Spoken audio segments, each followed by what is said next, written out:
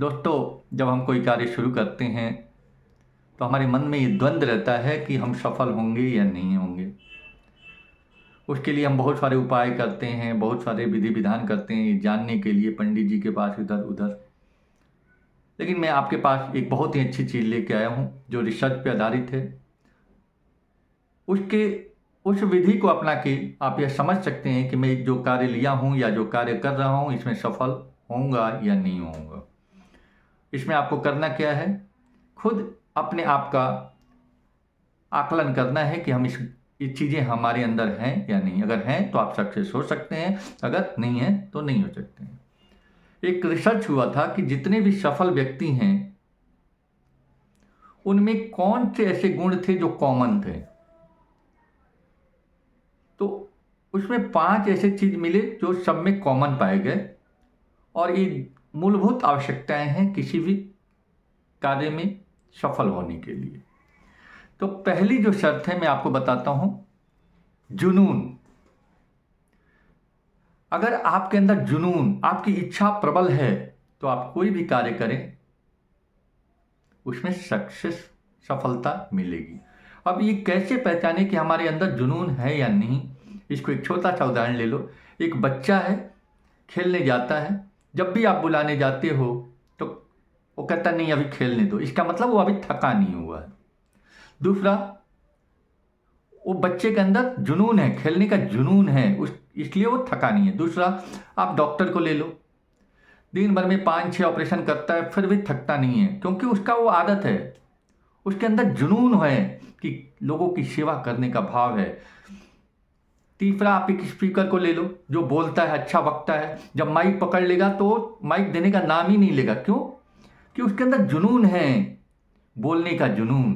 तो इसे आप समझ सकते हैं कि आपके अंदर जुनून है या नहीं। अगर आप किसी कार्य को कर रहे हो और थकावट महसूस हो रही है, अंदर से खुशी नहीं आ रही है, तो इस अच्छा है कि आप उस कार्य को रोक दें, क्योंकि उसमें आपका जुनून, आपकी प्रबल इच्छा शक्ति नहीं है। ठीक है। दूसरी आवश्यक शर्त है कि जो आप कार्य करने जा रहे हो उसके लिए कौन सा तरीका अपना रहे हो। जैसे समझ लो, तरीका का चयन जो होना चाहिए ना, वो बहुत प्रॉपर होना चाहिए। जैसे हमें डॉक्टर बनना है तो उसके लिए क्या प्रोसेस है। 12th में पीसीएम, फिजिक्स केमिस्ट्री मैथ होना चाहिए। कोचिंग इंस्टीट्यूट होता है, उसमें कोचिंग लेते हैं या घर में तैयारी करते हैं। फिजिक्स में कितना परसेंटेज होना चाहिए, केमिस्ट्री में कितना सब्जेक्ट उससे आएगा, बायोलॉजी से कितना सब्जेक्ट कितना मार्क्स होता है, ये सब चीज़ों का आकलन करते हैं, फिर उसके हिसाब से कार्य करना चाहते हैं। तो क्या होता है कि हम उस परीक्षा की तैयारी उसके हिसाब से करते हैं, तरीका है ये। लेकिन इसके विपरीत जो व्यक्ति डॉक्टर बनना चाहता है लेकिन वह आर्ट लेके पढ़ रहा है, वो कैसे डॉक्टर बनेगा? वो तो नाइम शेख के लिए कर रहा है। एक व्यक्ति को दिल्ली जाना है, कलकत्ता से दिल्ली जाना है, अब उसको जल्दी पहुंचना है, लेकिन वह कैसे जा रहा है? लोकल ट्रेन से जा रहा है। उसको प्रोसेस पता नहीं है कि एक्सप्रेस ट्रेन भी है या कैसे। तो ये सारी प्रोसेस, मतलब आपको, जैसे आप मान लो कि मार्केटिंग के बंदे हो और आपका जो कस्टमर बेस है, आपको पता है कि मेरी जो प्रोडक्ट हैं वो किस एरिया में किस वर्ग के लोग ले सकते हैं, लेकिन जो आप अप्रोच कर रहे हो वो लो क्वालिटी पीपल को अप्रोच कर रहे हो, तो आप कभी भी सक्सेस नहीं हो सकते हो। पहले आपको प्रोसेस, मतलब जो तरीका अपना रहे हो वो तरीका सही है या गलत है, इसको खुद ही अनुभव करना है। तीसरी बात है कम्युनिकेशन। आपका जो संचार, बातचीत करने का ढंग हो, वो बहुत ही ईजी होना चाहिए ताकि लोगों को समझ में आ सके।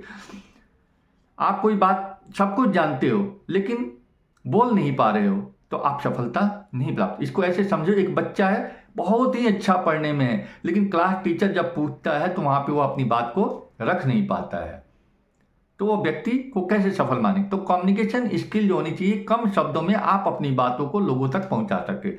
इसका उदाहरण ले लो, हमारे नेताजी सुभाष चंद्र बोस थे, इनका कम्युनिकेशन स्किल इतना अच्छा था कि वो देश विदेश कई जगहों में वो अपनी कम्युनिकेशन स्किल के जरिए अपनी बात को मनवा लेते थे। विवेकानंद को ले लो, उनका कम्युनिकेशन, स्वामी विवेकानंद, इतनी अच्छी कम्युनिकेशन स्किल थी कि उन अपनी बातों को इतने सरल तरीके से लोगों के पास रखते थे कि लोग उसको समझ जाएं और उसको अपने जीवन में उतारते थे। तो कम्युनिकेशन स्किल जो होना चाहिए काफ़ी अच्छी होनी चाहिए, ताकि आप अपनी बात लोगों को पहुंचा दो और लोगों को उससे कोई फ़ायदा हो। जैसे मैं हूँ, मेरी बात कोई क्यों सुनेगा? अगर मैं उसको कुछ बात ऐसे बताऊं जो उसके जीवन में उपयोगी हो, जिससे उसका जीवन सार्थक हो जाए, तो वो मेरी बात को सुनेगा। आप बातों को ऐसे रखें ताकि लोगों को लगे कि इससे मेरा फ़ायदा। जैसे एक सेल्स का एम्प्लॉई है, कितना भी महंगा प्रोडक्ट है, अगर कस्टमर को कन्विंस कर लेता है तो वो प्रोडक्ट बिक जाता है। इसके अलावा जो व्यक्ति कन्विंसिंग पावर नहीं है और सेल्स में है, वो सेल्स में सफल नहीं हो पाता है, क्योंकि उसका कम्युनिकेशन स्किल अच्छा नहीं है। आपका हर कार्य में रिस्पॉन्सिबिलिटी ले। जैसे कोई गलती, रिस्पॉन्सिबिलिटी ऐसे, जैसे कोई कार्य कर रहे हैं, कुछ गलती हो गई, तो इसका आरोप दूसरे पे मत मढ़ें, उसको खुद पे लें और उसको जस्टिफाई करें कि कैसे क्या गलती हुई है, उसका क्या रेक्टिफिकेशन है। रिस्पॉन्सिबिलिटी से ना भागें। आप जैसे परीक्षा की तैयारी कर रहे हैं, फेल हो गए, इसके लिए हम किसी और प्यारे, मेरे को पढ़ने का टाइम नहीं मिल रहा था, घर का काम करना था, ये सब क्या है? एक्सक्यूज है। एक्सक्यूज ना दें। रिस्पॉन्सिबिलिटी, उत्तरदायित्व तो खुद पे लें।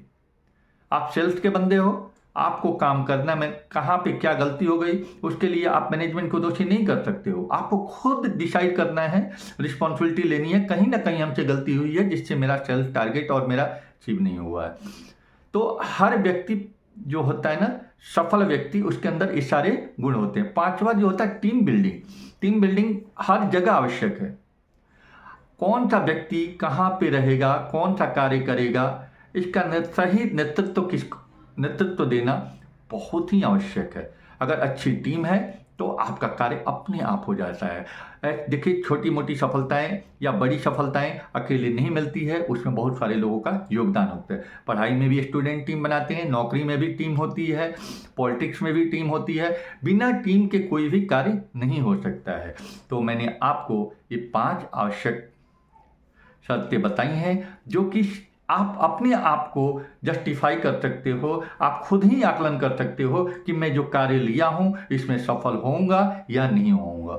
ये वो कौन कौन सी शर्तें हैं? पहले, आपके अंदर जुनून होना चाहिए, प्रबल इच्छा शक्ति होनी चाहिए। दूसरा, आपका कम्युनिकेशन स्किल अच्छा होना चाहिए। तीसरा, मैंने बताया कि प्रोसेस, तरीका जो होना चाहिए, परफेक्ट होना चाहिए। अगर तरीका सही है तो आपका मंजिल दूर नहीं है। ठीक है। चौथी बात बताई थी मैंने, रिस्पॉन्सिबिलिटी लेने की, मतलब कोई भी गलती हो या सही हो, उसका उत्तरदायित्व तो अपने ऊपर लें। पांचवा, टीम, एक अच्छा लोगों का ग्रुप, समूह बनाएं जो आपको हर समय मदद करे। नहीं तो आप हर समय दूसरे टीम ही बनाते रहोगे और आपका बहुमूल्य समय गलत होगा। तो इन सारी बातों को ध्यान में रखें। आशा है आपको अच्छा लगा तो चैनल को सब्सक्राइब करें और लोगों तक पहुंचाएं, जिनसे लोगों को, अधिक से अधिक लोगों को फायदा हो सके। धन्यवाद।